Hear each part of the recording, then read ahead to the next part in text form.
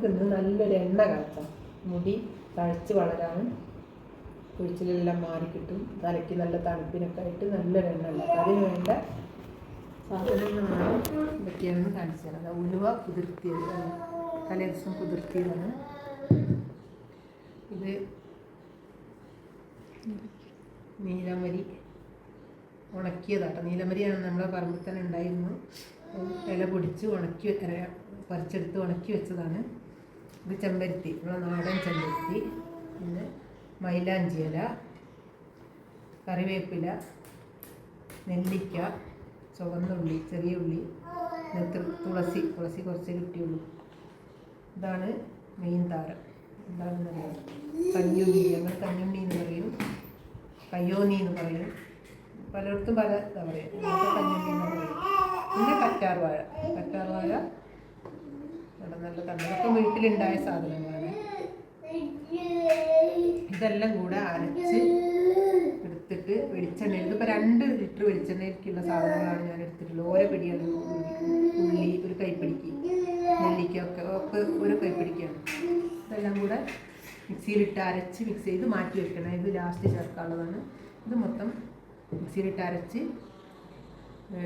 നല്ല ശുദ്ധമായ വെളിച്ചെണ്ണ, നമ്മൾ ആട്ടി വെളിച്ചെണ്ണയാണ് എടുക്കുന്നത്. നമ്മൾ വീട്ടിലാട്ടിയതാണ് നല്ലത്. വാങ്ങിക്കുന്ന വെളിച്ചെണ്ണയിൽ കെമിക്കൽ എന്തെങ്കിലും ഉണ്ടെങ്കിലും വീട്ടിലാട്ടി വെച്ചത് 2 ലിറ്റർ വെളിച്ചെണ്ണ നമുക്ക് എന്താ പറയുക, ഉരുളി വെച്ച് നമുക്ക് പിന്നെ ഉണ്ടാക്കുമ്പോൾ കാണിച്ചു തരാം. അപ്പോൾ ഇത് എല്ലാ കൂട്ടും കൂടെ അരച്ച് വെളിച്ചെണ്ണയിൽ ഒഴിച്ച് തിളപ്പിക്കാൻ പോകുന്നു. തിളച്ച് വന്നു, എല്ലാം തിളച്ച് വന്നു. ഇളക്കിക്കൊണ്ടിരിക്കണം കേട്ടോ. ഉലുവയും ചെറിയ ഉള്ളിയൊക്കെ ഉള്ളത് കാരണേ അടി പിടിക്കും. അപ്പോൾ അതിങ്ങനെ ഇളക്കിക്കൊണ്ടിരിക്കണം. ഇതപ്പോൾ നല്ല പച്ച കളറായിട്ടുണ്ടാ. വറ്റിയിട്ട് മൂത്തിട്ടില്ല കേട്ടോ. ഇത് മൂത്ത് പറഞ്ഞാൽ കുറച്ച് ടൈമുണ്ട്. നല്ല മെനപ്പെട്ട പണിയാണ്. സാവധാനം വെക്കാനേ പറ്റുള്ളൂ. നല്ല നല്ല സ്ട്രോങ്ങിലൊന്നും കത്തിക്കാൻ പറ്റില്ല. ചെറിയ തീയിൽ ഇങ്ങനെ ഉരുകി മൂത്ത് വരണം. പെട്ടെന്ന് നല്ലോണം ചിരട്ടയും കണലിലോട്ട് കത്തിച്ച് വറ്റിക്കാൻ പറ്റില്ല. അപ്പോൾ എണ്ണ വറ്റിപ്പോവും, ഇത് കരിയും ചെയ്യും. അതുണ്ടാവും. ചെറിയ ചൂടിലിട്ട് നന്നായി ഇങ്ങനെ ഇളക്കി കൊടുത്ത് കാച്ചിയെടുക്കണം. അത് നല്ല കളറായി ഉണ്ടാകും. നല്ല കളറായി എണ്ണ. ഇത് എടുത്തതിന് ശേഷം ഇതിൽ നീലമരിപ്പൊടിയും കൂടി ചേർക്കുമ്പോണ്ടല്ലോ നല്ലൊരു ഗ്രീനും വയലറ്റ് പോലത്തെ നല്ലൊരു കളറാണ്. നല്ല സ്മെല്ലാണ്. അരച്ചതൊക്കെ കണ്ട ചെറുതായി പോയി. നമ്മൾ അരച്ചിട്ടതൊക്കെ ഈ പരുവത്തിലായി. കുറച്ചുകൂടി മുക്കാണ്ട് ചൂടി മൂത്താൽ ഈ പതയൊക്കെ വറ്റി വരും. അപ്പോൾ ഒരു തുള്ളി വെള്ളം നമ്മളെ കയ്യിലാക്കിയിട്ട് തുള്ളി വെള്ളം ഒന്ന് കുടഞ്ഞു കൊടുത്താൽ പൊട്ടുന്ന വെച്ചുണ്ടാവും. അപ്പം അറിയാം.